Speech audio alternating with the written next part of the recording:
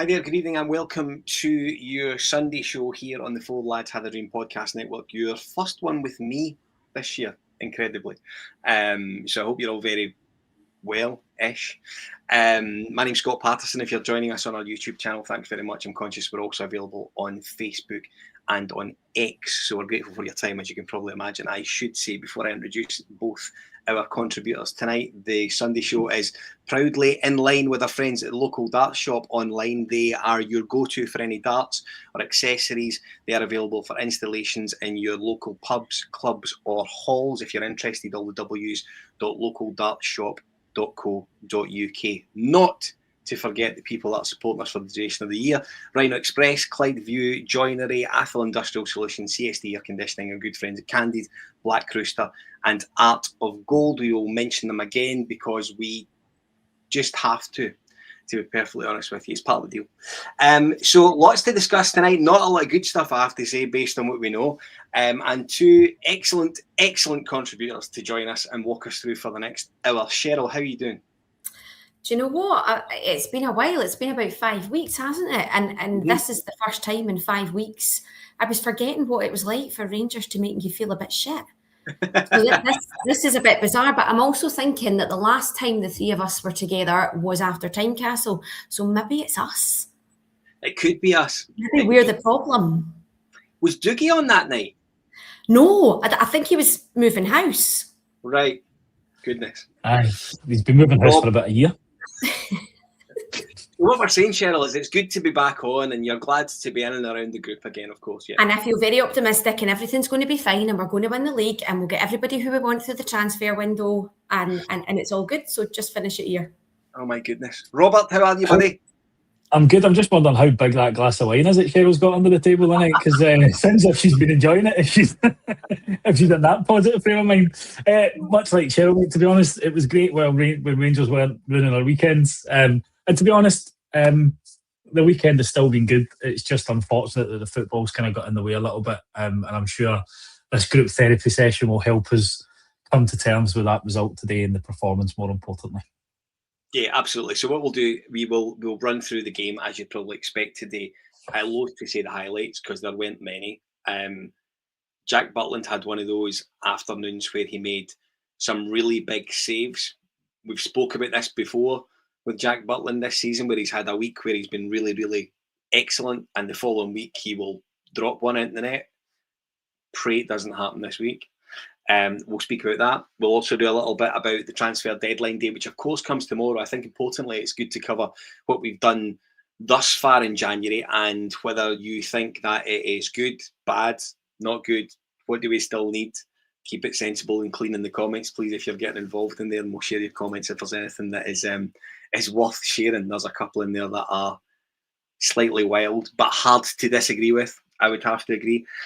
So Rangers lined up today for the trip to Easter Road: Butland, Sterling, Suter, Fernandes, Magoma, Tochi, Raskin, Asgard, Olsen, Gassama and Chermiti. Rob. So we brought in, from midweek, we introduced Sterling out of nowhere back into the starting lineup. Suter came back after some game time midweek. Tochi and Olsen, of course, came in after missing the trip midweek due to ineligibility. And we also brought in Asgard from the start. Any surprises in there or anything you would have, I know it's easy to say now with hindsight, but is there anything you would have done differently based on that lineup almost? No, I mean, I think it was very much what you'd probably expect. You'd expect Chukwani to come into the starting 11 along with Olsen, given the outlay that we've had on them. The only surprise maybe is Sterling coming in at right back, but we've been calling for that for a while, so he gives us probably a little bit more defensively than the likes of a Tavernier and Aarons would at that right hand side. We knew that we were probably going to need a little bit of help on that right hand side. I think the only other one that you could have felt a little bit sorry for is wee Mikey Moore, but Asgard's been on a fairly decent run of form, but on paper looked like a good side. But many things can look good on paper. Even stats in a game can look good on paper, but it's the performance and what they actually do on the pitch that I'm pretty sure that we'll come to, that we'll have some issues with. But I don't think there was much more that you could change. I'm just looking at the other players that we've got sitting there, but the only other one that might have, you could have felt a little bit sorry for dropping out is Dio, because he's actually pretty decent. Okay. Also, is there an argument for having Dio in for Asgard? But pretty much 9 or 10 of those players were nailed on today. I think it was only maybe one that you would have question marks over. Sheryl, Rob rightly sort of speaks about right back there. I was a little bit surprised that Sterling came right in to right back. I almost expected Aarons to just drop back in there if he wasn't going. I think what you are seeing, I have to say, is you are absolutely. It's quite clear to me that you're seeing the shift of James Tavernier. His Rangers career is unquestionably coming to an end based on his game time. I think over the last week, while that in 1 week, out the next 30 minutes the game after, I think you can see the pattern developing here. I was still surprised that Sterling came in over Aarons, considering Aarons has been involved of late, and Sterling, of course, had a period out. Were you surprised he started the right back? Do you know, I was, but I think it was a better decision because we've seen how poor, and we know that Tav's been managed. We know, I think we could do a series of pods, never mind one pod, on what everybody thinks should happen with Tav. And what will happen with Tav, whether they're two different things or not, I don't know. But I think he was exceptionally poor. I mean, we know it was against Porto, but he was just caught so many times. He was miles off the pace. He was probably knackered as well. And I don't think I'm alone with this, but when Aarons has played, he's not covered himself in glory. He has not been the answer to Tav needing managed out that I think we all hoped he would be. So I was a wee bit surprised, but when I seen him in there, I fully understood why Roll had gone with Sterling instead of taking a chance on Aarons, because he has been pretty poor. And I think he will be one of them that we're going to try and move on, hopefully. Yeah, no, just on that as well, though, to come in, Scotty, sorry, mate. The sad thing is, if you look at the stats, Tav's still our top goal scorer. Six league goals this year. And the fact that we're talking about how he needs to be managed out the team still demonstrates some of the problems that we've got in this team. So I had this I had this conversation with a guy last week, and I actually said we must find a way to play without James Tavernier, and that's it's crap, because we know all the things that he has brought previously, and we know the things he's brought very recently to the group. And I don't want it to turn into a Tav bashing session for what it's worth, because he wasn't involved today, so it's got nothing to do with him. But we do need to try and find a way that we can comfortably play and win games without him. Someone else had to take the throw-ins today. Someone else had to take the corners today, so it's doable. We just need to get our finger out and fix the right bit of the pitch, and hopefully we've got a chance. I'm looking at my sort of notes from the first half. And the offensive side of our game today was absolutely non-existent, rotten. One chance in the first half, and it was Grant Hanley who knocked the ball over his own bar. But I think they actually got a bye kick from, by the way. He didn't give them. I think that was one of three, Scotty, one of three corners. But I don't know if you guys seen this. Did you see our Dougs starting to plant the seeds of conspiracy that because we're now scoring from set pieces, they're purposely not giving us corners? Dougie should be focusing on his boxes, as far as I'm concerned. Absolutely. Been getting those emptied. Do you know what I'm saying? He's had long enough. Absolutely right. So listen, the reality is that from an offensive part of our game, Sheryl, and this is where the real concern is, that final third. And we can speak a little bit about how Olsen looks like he's struggling to fit in, but you're talking about a guy who's not played for a long period of time. We've got guys there who know what the expectancy is, who's aware of where they should be now, as far as, like, this is what's the general expectancy is for me. Gassman and Chermiti know what they need to do when they pull on the jersey and they cross the white line. And at that point, Danny Dole's job is effectively done to a degree. You need to rely on the professionalism of these guys to, I think effort was a word that was used quite a bit in our four lads WhatsApp chat today. Sheryl, you're loath to say these guys look uninterested or weren't trying or anything like that, but today it was almost, they just didn't look like they were on the verge of getting involved in the game or threatening at all, did they? No. And do you know what? Usually going to Easter Road, we know that that's a tricky game, but this is a Hibs team that were put out the cup to, I think, Dunfermline. They were absolutely horsed last weekend against Falkirk. Right. All is not well there. I think their fans are starting to get on the manager's back a wee bit. So this was a really big chance for us. We know that Easter Road's a difficult ground to go to, but it was a huge chance. But do you know what? I think the first 20 minutes we looked all right. But like you say, Scotty, there was nothing there. There was absolutely nothing up front. And it's this weird situation that we're in now, because previously we couldn't hit a Cowzers with a banjo from set play. Now we're completely reliant on set plays, and there's nothing coming from open play at all. And that's hugely worrying, and it doesn't look like it's changing. I've seen it in the comments, I'm not a huge fan of Asgard. But I understand why he's in the squad. He's contributed in terms of goals, but we're really, really struggling. And I know we'll come on it later on, but we're in desperate need of a number 9. A number 9 that we can rely on. Chermiti does the bits and pieces.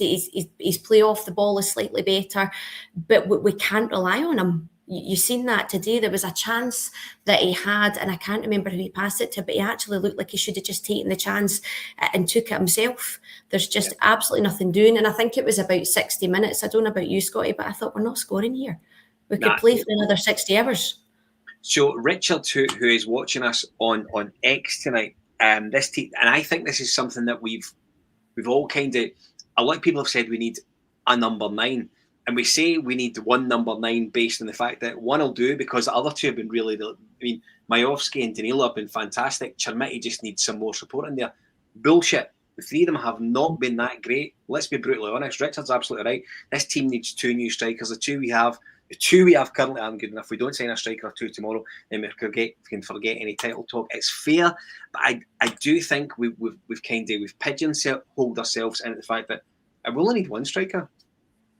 I mean, I genuinely think people say that because I almost wonder if it's because Chermiti scored 2 against Celtic at Celtic Park, to be perfectly honest with you, because I don't think he's done a great deal since. I think he works hard. I like his work effort. I do think he works hard, but you need him to be doing the striker work in the box and being in the right areas at the right time. And I know that's really pithy because we always expect that from a Rangers number 9. I could speak about Rangers number 9 till I went blue in the face and what you expect from these guys. And he ain't going to be a Rangers number 9. And I think if there's a bid that does come in, Rob, I can see you're champing at the bit to get involved here, pal. If a bid does come in that improves from the bid we received last week, I think it would be one they would accept. However, you now have little or no time to try and use that money to get in that a number 9 that is going to score the goals. So I'm going to play a little bit of devil's advocate here at the moment, Scotty. Right? It doesn't matter who you stick in that striker's position. If we do not create chances, they ain't scoring. And that's the biggest problem that we've got. How many times was Chermiti isolated today where he had to run at 3 or 4 Hibs players and there was nobody supporting him? There was not a bust from midfield. There was no support on the wings. There was nothing coming to go and help him. So he ends up running himself into a corner trying to get the ball up the pitch. Until we have more movement and more pace coming from the supporting areas of the pitch, you could stick, as Stevie said all season, Haaland up front and he wouldn't score in this team because we do not create anything. That's the problem that we've got at the moment. You know, we've brought in Olsen, who hasn't played for a while and is going to take time to get up to speed. But the problem that we've got is we don't have time for these players to bed in and these players to get up to speed. We need them to hit the ground running because we're in the middle of a title race. I think the other thing that we've got is that if you look at Asgard is meant to be playing in the 10 and meant to be the creative influence. We spoke about how deep that he pulls in games. He's nowhere near the box, which is where you need him to be effective.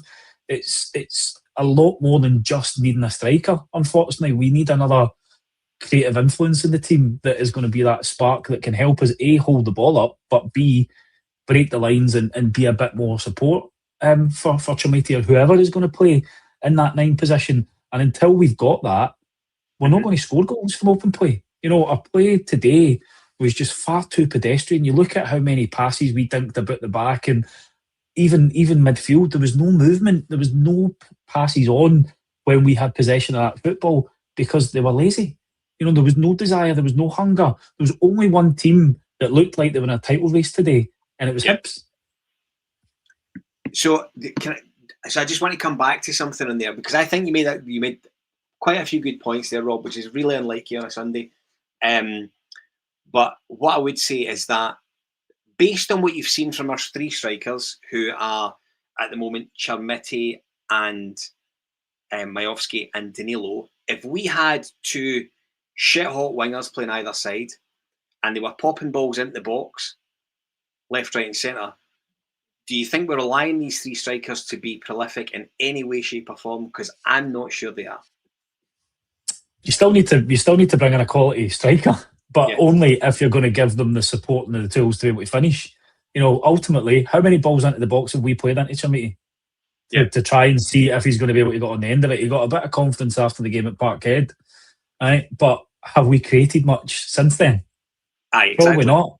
The problem that we've got, and again, he's a striker that frustrates me, because you want your striker to be playing in the box between the posts.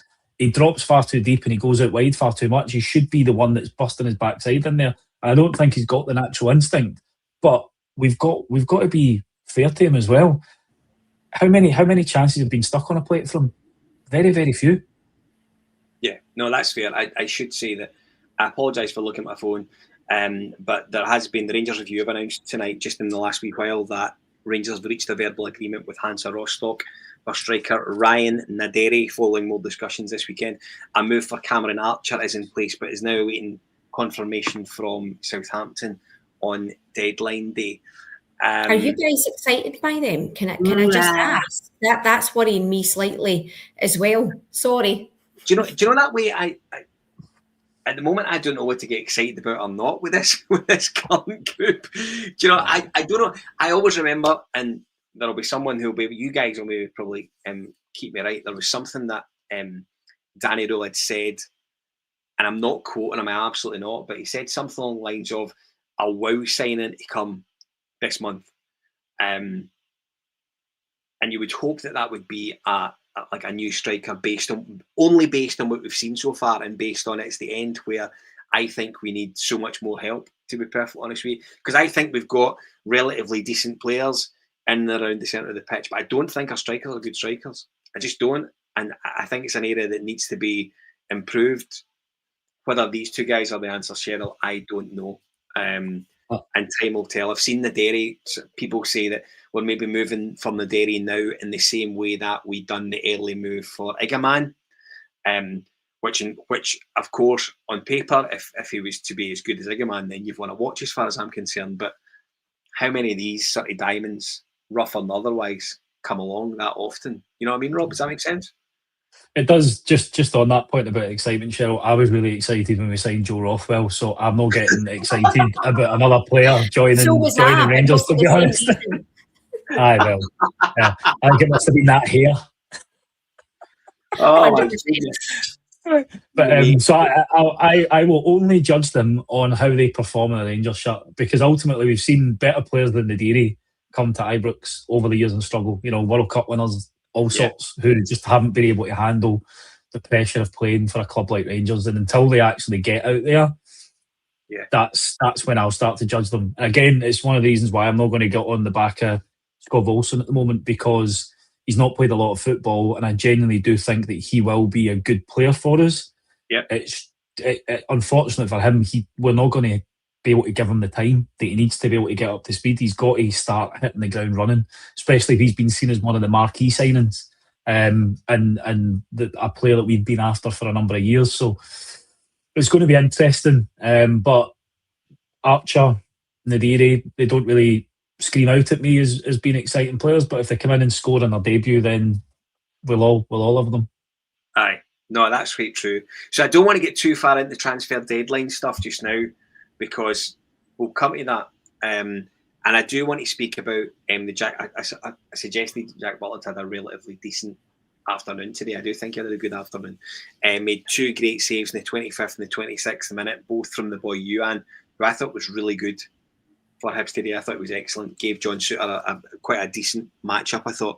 His best save, I thought, was from Martin Boyle when he was clean through, beat the offside trap, and away he went. Boyle sort of really well known, of course, for his pace. Went right in and Butland made a really good save. But 3 good saves by Butland in the first half, Cheryl, kept us in it, did they not? Absolutely. And I think I said before, Scotty, I thought that the opening 20 minutes we looked all right. What I did think that we did today was we won. If we lost the ball, we won it back. And I thought Chikwani was excellent in that sense.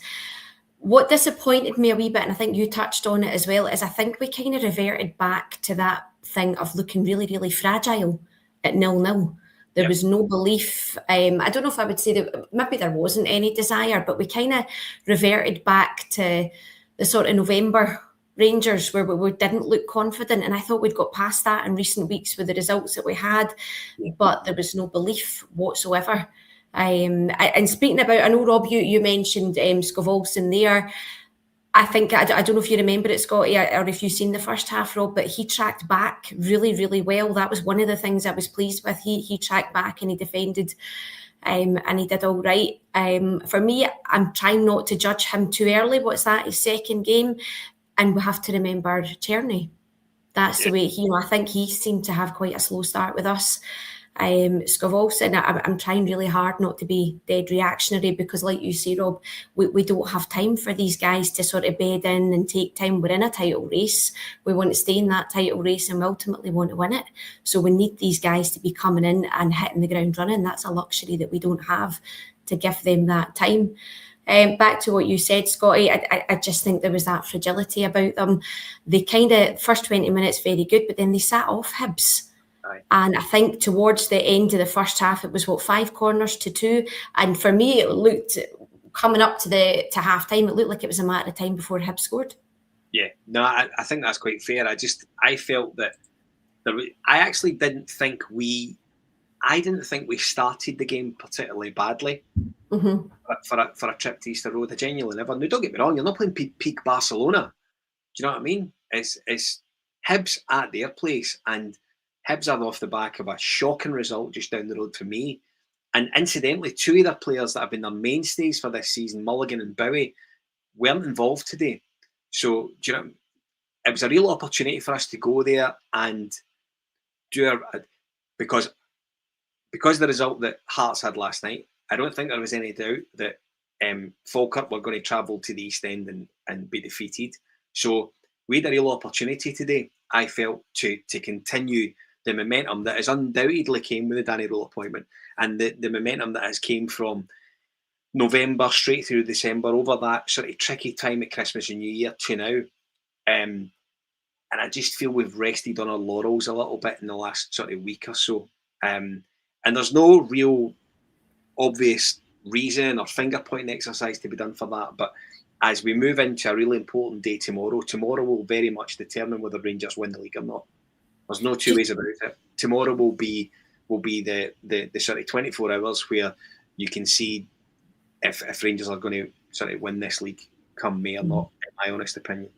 And it'll mean I think tomorrow there will need to be some people that disappear, as well as at least 2 come in. Whether that happens or not, of course, is a different debate entirely. Second half, from a Rangers perspective, not really a lot to report. Actually, the second half generally I thought was pretty rotten.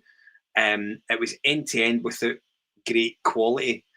Kick and rush in some moments, to be perfectly honest with you. Rangers did, of course, have a goal disallowed, and I'm keen to get both of your opinion on it. It was as tight offside decision can be.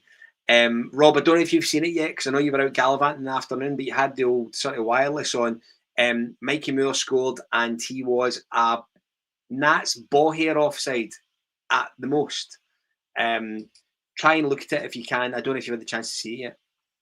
I haven't, mate, but let's just say it's not like VAR to chip off a Rangers goal, is it? So it's aye, bad luck or no luck. I think that's the only luck we have at the moment, really, when it comes to decision making. Again, one of the reasons why I thought that he was unlucky not to start. You know, I think he's actually been pretty decent when he's come on. He can run at players with the ball. He can help, and again, he'll track back a little bit. So I'll need to see if I can see it. when I watch the highlights back, but it doesn't surprise me in the slightest if there is a dubious decision or a close decision, then it inherently always goes against us, which just seems to be a luck at the moment. Aye, so Linden B-11. So the offside line appears to be Moore's arm. Now I don't know if it was, and I don't want to get into the technicalities of it, sort of t-shirt length or anything like that, but I think, Cheryl, the way that they suggested his shoulder was offside or something like that on the old sort of TV this afternoon. It was, as I say, it was ridiculously tight. And I'm brutal honestly, I'm not entirely sure it was offside. Mm-hmm. It was extremely tight, wasn't it? But you know, the more disappointing thing for me was he was the only player that actually was willing to run at people and take a shot and try things. And it was awful. Like, you know, waiting for him to come on. And I agree with Rob. I don't think he would have been a bad shout for starting, but it's all kind of hindsight now, isn't it? But he was the only kind of, like you say, in that second half, Scotty, he was the only player that was really offering us anything, because he wasn't scared to take the ball. He wasn't scared to run at Hibs and actually try and create something and do something. It was just a non-event pretty much. I looked at it and I thought there is not a chance that we're scoring here.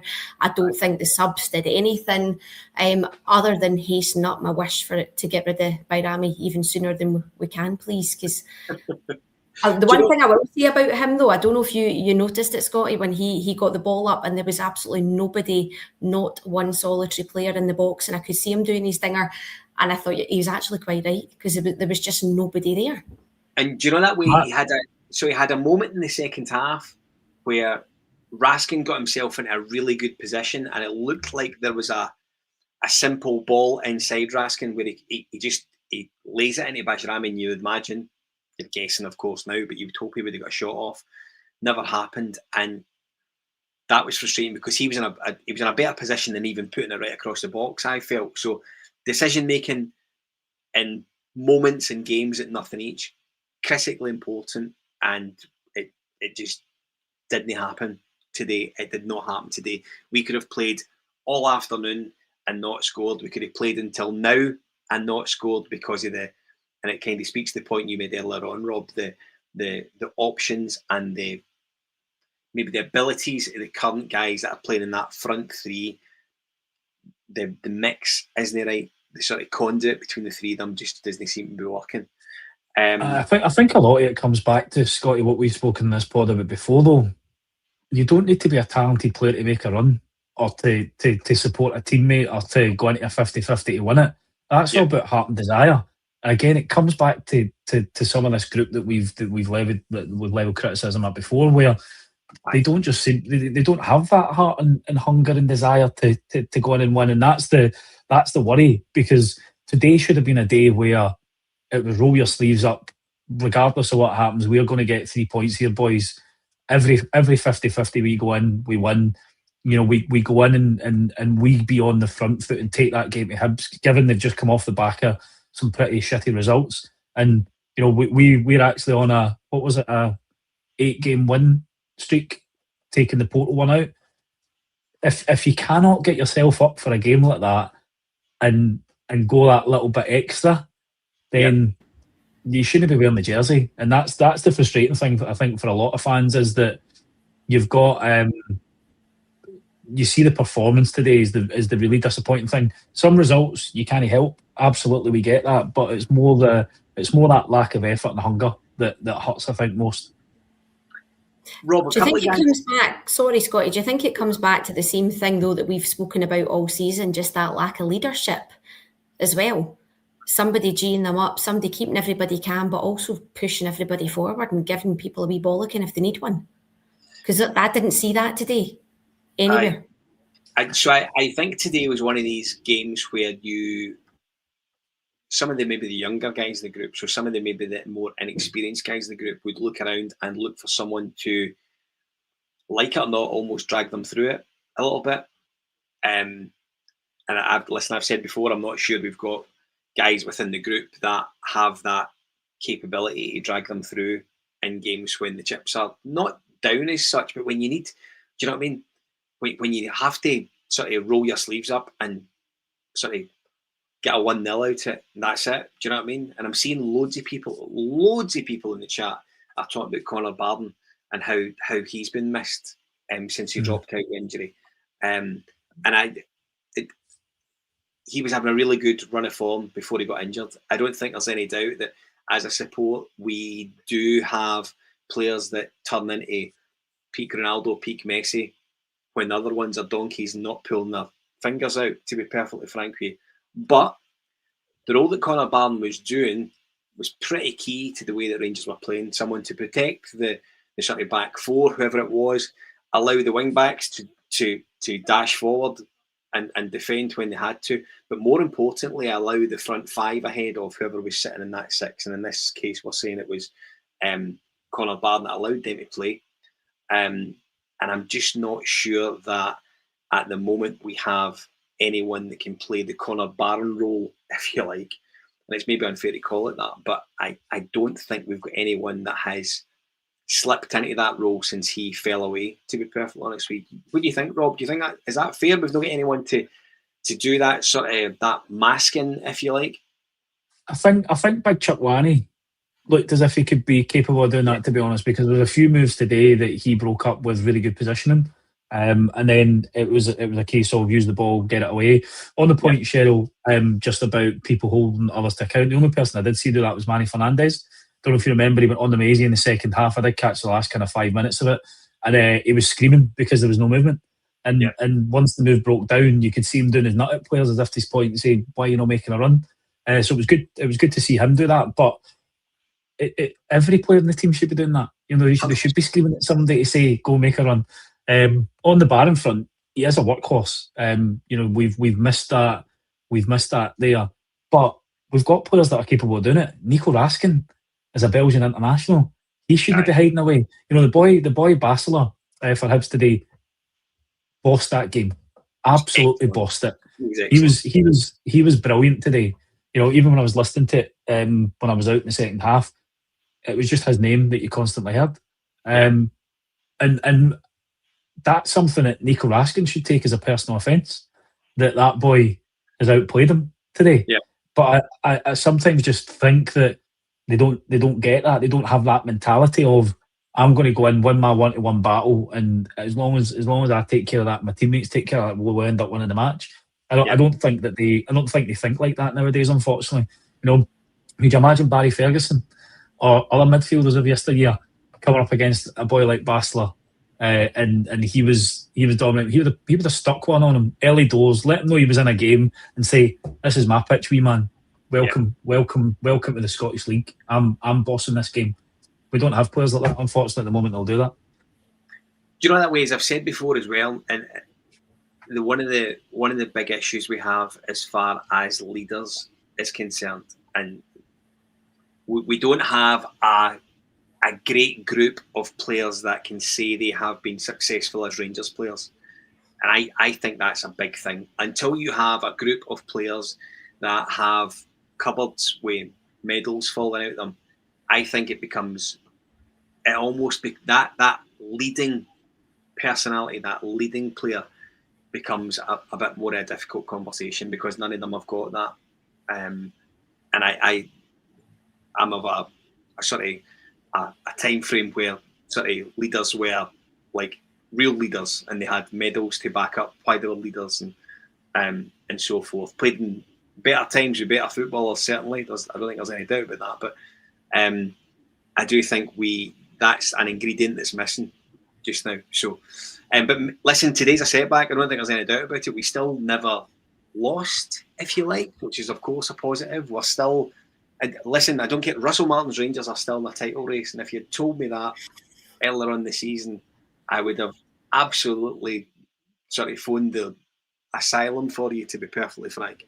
And before we speak about transfer deadline day, I do want to say a big shout out to our Sunday show sponsors for the season. Big thanks to our friends at the local dart shop online. If you're into your darts and you need your accessories and your boards and all the stuff that support that, these are your guys to go to. All the W's .localdartshop.co.uk. They can do your installations in your local pubs, clubs, halls. If you are into the arrows, these are the guys to go and check out. Keep you on target, the local dart shop online. Sheryl, transfer deadline day is tomorrow. and I'll give you the easiest one of the night. What do we need, and how many do we need? Hunters everywhere. I think picking up on what Rob said, and I think what we've all said, and even when you go to the football, you speak to your friends that go to the football, we're absolutely crying out for more up front. We're in desperate need of one or two centre forwards. We just need options up front, because like you say, I think, is Danilo actually confirmed away? Not yet, I don't think. Yeah. I mean, I don't think it's a million miles away, but he's not away yet, I don't think. I think he was in the crowd of their game yesterday, wasn't he, or something like that, I think. Yeah, he was, Yeah. And I just think, I don't know, Miofsky really frustrates me, but he's just so poor. Really, really poor. But then you have the games like down at Kilmarnock where he got that goal and then he went on and scored another one. But for me, I just think it's not worked out for him either. We can't rely on him. And we absolutely do need to be creating the chances. But even when we do, we're creating far more from set pieces than open play. We need those players that can create those chances. I would think, right, I don't know what you guys think. I think we need a centre back.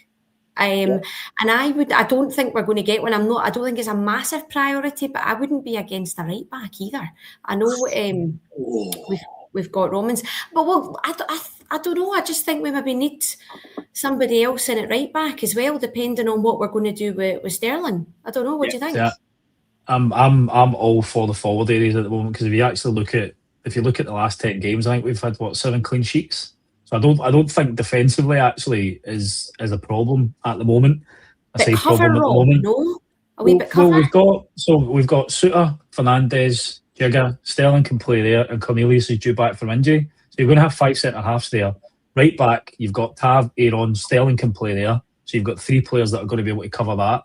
You've got Magoma, Romans, who's due to come back from injury, and Cornelius that can fit in at left back. So you've actually got pretty much cover there. Now, we can argue the toss about, are all of those players good enough? But domestically, they've actually turned a corner since Danny Rule's come in.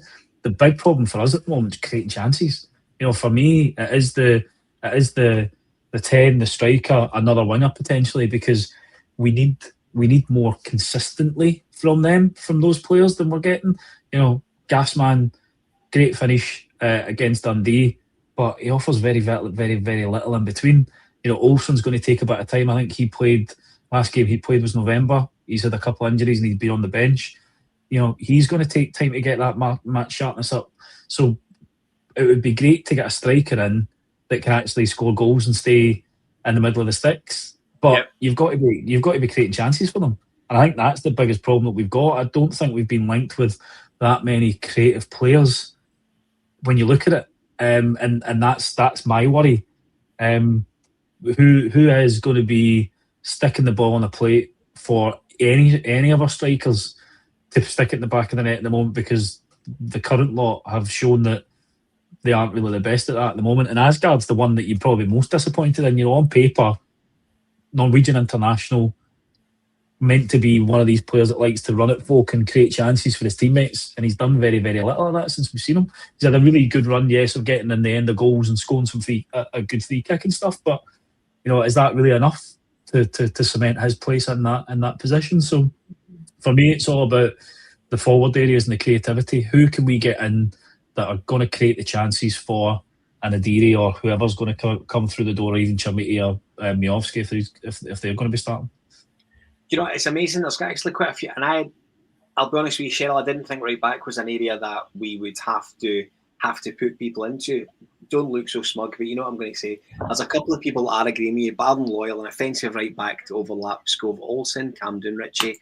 The other person is Speeds 98, right back 100%, because we've no quality delivery up that wing, and Simply the Botted also makes a suggestion around the sort of right back area as well. I take your point that we look okay defensively, I think, and at right back we do have options. I want to go across to the other side where poor wee Magoma feels like he's been wee Billy No Mates all season, and he's made the left back position his own. maybe purely for the reason that nobody else has been around to take it off him, because we know Ridvan just never fancied it, to be perfectly frank. However, of course, in this window, we've brought in Romerns. Do we think he becomes the first choice left back? Because I've liked Magoma since he's come in, I have to say. He's going to. You're not going to spend money on a player like that and not have him as your starting left back, especially if the other player is on loan. Now you've got to remember what age is Magoma? What, 18, 19? He's played an awful lot of football. Right, so he's played an awful lot of football since he's come to the club. He needs to be taken out of the team to give him a bit of a rest. And I think he's looking absolutely shattered in some of the games. So two Romans will be able to lighten his load and get the best out of him, because he gets a wee bit of a rest, then he's going to be able to give us more going forward. And there was a few occasions today where, again, he was the one that was trying his hardest on the left-hand side to get in and zing a ball over for our strikers that are never in the box. Yeah. But it's all going to be dependent on how fit Robbins can stay. You know, he's came with an injury, which is great. Our record of signing players with injuries is fantastic. 100%, absolutely. It's how available is he going to be, and that's part of the problem going forward, because we don't know him. So given he's come here, he's been out for the kind of 3 weeks that he's been out. Is he going to be the same as Ridvan? Have a couple of great games in the team, and all of a sudden, you know, a hamstring will go, and then he'll be out for another 6, 7, 8 weeks. It's difficult, but I think if you've got Cornelius coming back in there as well, that still gives you 3 players that you've got for that left back position to be able to cover. And it's, you know, again, I expect Cornelius to start being involved, I would imagine, middle of this month. So you've got enough time there, I think. It's interesting because I think we've actually got quite a lot of players that I think could depart tomorrow and you wouldn't bother your rear ends because they've offered next to nothing. And some of them have came. I mean, Ant-Man, for example, wouldn't miss him if he disappeared tomorrow. Same for Danilo. Personally, for me, same for Majowski, same for Rothwell, same for Bajrami, Nsiala. Yeah, absolutely. Crikey, Matondo, cheesy peeps. But what I do want to say is that we've let someone go out this week, Sheryl, on loan, which kind of it does surprise me a little bit. Finlay Curtis, of course, moved to Kilmarnock this week on loan. I think he's moved out for probably the right reasons, getting football, learning a bit from Neil McCann. I think he's going to a team that are going to be in a bit of a relegation struggle as the season goes on. Would you have put him out on loan, Sheryl? It's a really difficult one because I think with Curtis, and I think I was guilty of it as well, he became one of those players that, like you say, that got far, far better the longer that he was out. But I still stand by what I said about him before. I think he is the best natural finisher that we have at the club. And again, kind of similar to Moore today, he's not scared to run at players and actually take a shot. Do you know what I mean? And have a go, which is what we were crying. I actually thought that today. We were crying out for somebody like him today. Now, it may have came on and not been ideal. I seen it. Was it Kilmarnock? He came on against Kilmarnock away. I think he came off when Bajrami went off after about 20 minutes. Right. And he didn't set the heather alight, but he hadn't played for a long, long time. I don't know. It's a really difficult one. I'm kind of 50-50. Part of me, I wanted to keep him. I would have kept him, to be honest, but I believe, I could be wrong, that he wanted to stay as well. I had heard somewhere that he was willing to stay and fight for his place. I would have kept him. I think he's excellent coming off the bench as well, maybe 70 minutes, and actually having the legs to run at players and the confidence to just go and take a shot. I think it was definitely in the summer, Sheryl, he wanted to stay because there were rumours of the Kilmarnock loan there. But I totally agree. I mean, I think it's bizarre that we've done that. And just to make everybody else a little bit more happy, I was just checking the Nadiri deal. It looks like it's for a move in the summer, so he wouldn't be joining in this window. Just to sprinkle some more delightfulness on this wonderful Sunday show. I feel like you've taken a jobbie on my toast at supper time. Lovely. Rob. Again? Again, yes, absolutely. and moving swiftly on because that might get us taken off. One thing I think is fair. So one thing I'm really big on, right, is I like the thought of us developing our own. So I like the thought of our players coming through. I like the thought of having a couple of 18 or 19-year-old youth players on the bench 9 times out of 10 when we play. And I know that I appreciate that's utopia a little bit. Easy, London. I appreciate that's utopia a wee bit, and it never always lasts. But I think in the instant, we see a lot just now about Rangers are losing guys at 16, 17, maybe 15, 16, 17 to down south. And you can understand now why they're going, because they maybe see guys that are a couple of years above them in the training centre that don't get their chance or do get farmed out in loan. And they think, well, do you know what I mean? I've got a chance to go and make a quick buck here and then maybe come back up here in 6 or 7 years and get a game at Hibs, Hearts or Aberdeen. Make myself up and go for it. I think Kyle Glasgow, for example, seems to be a bit of an anomaly, if you like, where he seems absolutely desperate to stay. He seems desperate to carve out a career early on for him at Rangers, which is great. I believe the goalkeeper, Maguire, is attracting suitors for down south, but is also keen to hang around and stay, which is great. When did they play? Do you know what I mean?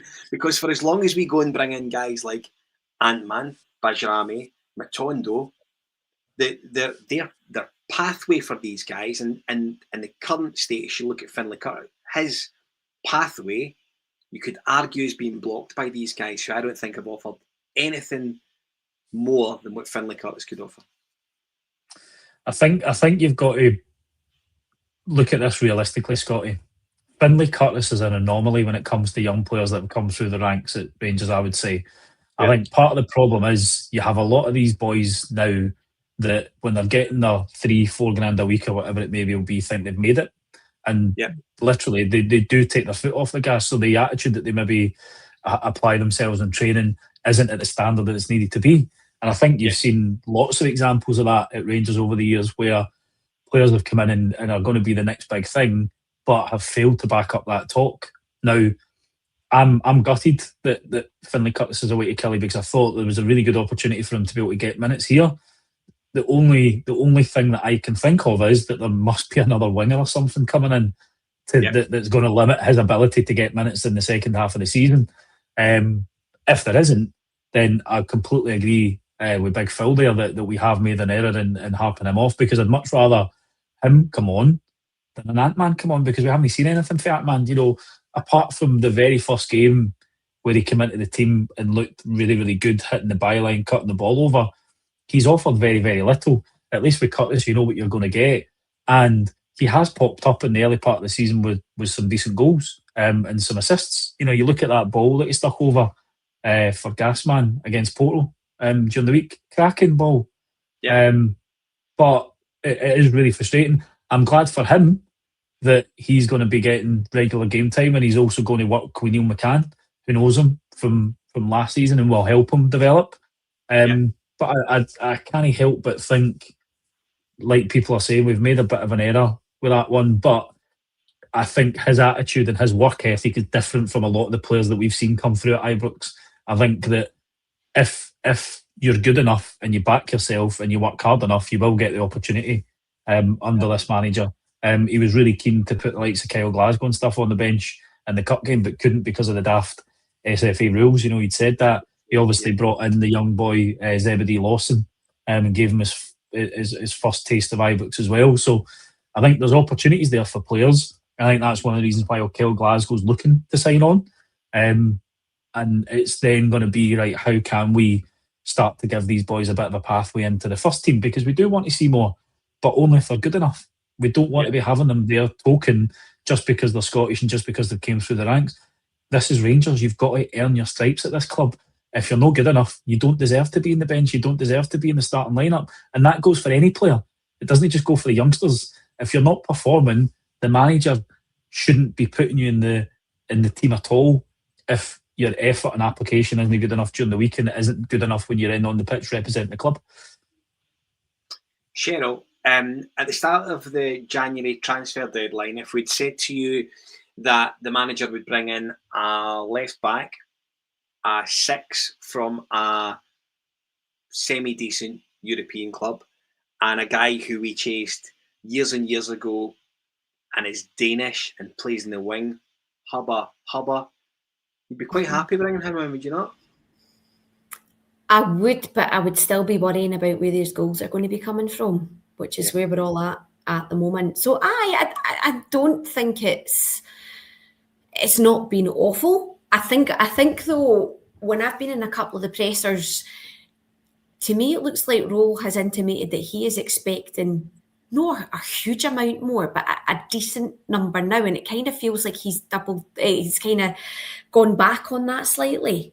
So to me, it seems there's been a wee bit change. I know we discussed it before we came on, Scotty, and I think you brought it up as well, that there seems to have been a wee change on his stance slightly, because I certainly, listening to him after, I think it was the Annan game, I was expecting more by now. So that concerns me a wee bit. So we're getting to the stage where we're just going about to wrap it. Sheryl, do we bring in any more bodies tomorrow, do you think? Yes, but I don't see where this. I'm still waiting for this big wow signing. I don't think we're getting a big wow signing. I hope so, but I don't know who that is and where they're coming from. It might be like stars in their eyes, like at the last minute, the doors open and the smoke comes and just, I don't know, somebody comes out and we're all like, I can't see it though. The massive Chumity dressed as Ronaldo. Tonight, Matthew, I'm going to be Ronaldo. Aye, sure you are, big man. So, Rob, I mean, same question to you. We all know that, and everyone, if you've been watching since the start, you'll know that I think tomorrow very much determines how successful Danny Rowe will be in his first season as Rangers manager. And listen, make no mistake about it, 0-0 today was absolutely rotten. Let's be honest. It wasn't a great game. We're disappointed because they've won and they've won. However, we're still in a title race here. There is still a title to be won. There's still work to do to get to a stage where we have an acceptable forward line or acceptable third where we have sort of decent options in there. But it's still doable for us, Rob. How many do we bring in tomorrow, if any? In an ideal world, you want to bring in at least 2, wouldn't you? Yeah. You know, you'd still want a creative player, you'd want a striker. Now, it'd be really frustrating if the Nadiri thing is going to be a summer move, because that leaves us still looking for a striker. I'm a bit like Sheryl, to be honest. I think I'm hoping for the best, but I'm actually planning for the worst, where we don't get anybody. Yeah. Just because of the kind of comments and the post-match presser for the manager. It's a bit of a slight change, like Sheryl had said. So I think if we don't bring in anybody, I don't think we win the league. Yeah, I mean, for me, it was interesting to hear Danny Rowe say post-match that if nobody came in, he'd be quite happy to work with what he had. I don't know if that's... You've got to say that as a manager, though, haven't you? As a manager, you've got to say that. He does, but when you think about what he said on the run-up to now, I think Cheryl's absolutely right. She sort of speaks to the point that his the narrative's changed ever so slightly. We're getting this signing, that signing, we're getting a wow signing to all of a sudden. Well, if we don't bring anyone in, you know what? We'll go with Bojan, Danny, and Youssef, and we'll be absolutely fine. And I'm not sure we will be. However, we shall see. Rob, brand new show coming to the Four Lads Podcast Network from next week and every other Sunday after next week. Tell us about it. It's just basically a Sunday show where you can be bored turning up, so I'm hosting, mate.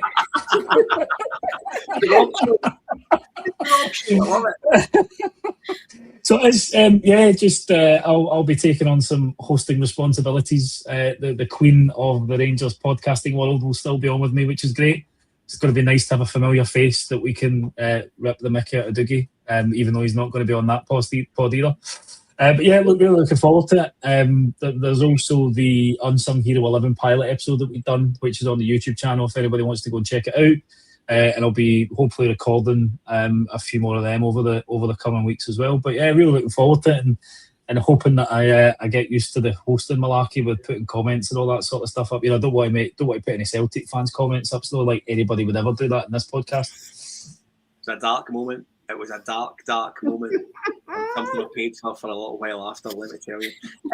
And I was getting quite prepared to wish you the best of luck for it, but now I couldn't give a toss. Actually, I hope it's miserable. But all of that said, I'm really grateful for you coming on to join us tonight, Rob. Thanks for your time. Thank you. Appreciate it, Scotty. It's always good to have a therapy session with fellow Rangers fans after a result like today. Indeed. Cheryl, good to have you on. Thank you. Yeah, do you know what? It's lovely to be back. It's lovely to be back with our Sunday show lineup, and we're just missing our Douglas. And maybe at some point in the next, 5 years, his house move will finish, and he can come back and join us, and we'll be back together. So I'm going to throw him under the bus because he could make his football training on Friday night, I think, but he couldn't make it tonight for the podcast. Just saying. And he's been in the comments. He's been in the comments tonight as well.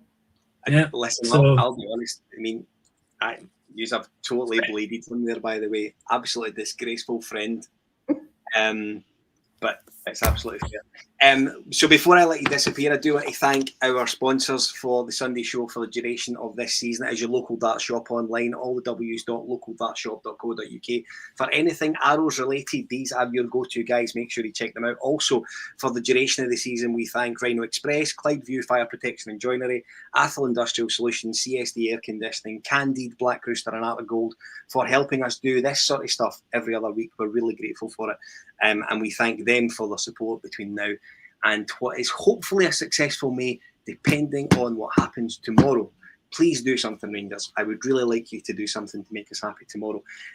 Rob is back next Sunday, and I genuinely wish him all the very best with it. I'm looking forward to absolutely critiquing him, and I can assure you I will. And he starts next Sunday. We look forward to checking that out. That is us.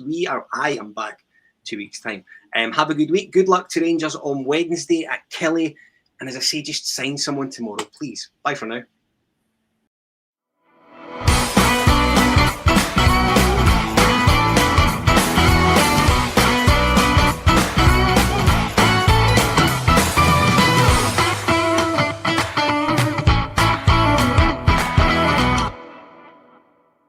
The Four Lads podcast is sponsored by Rhino Express, Clyde View Joinery, Athol Industrial Solutions Limited, and CSD Air Conditioning, in partnership with Black Rooster and Art of Gold. Thank you for listening to or watching the podcast. We hope you enjoyed the show.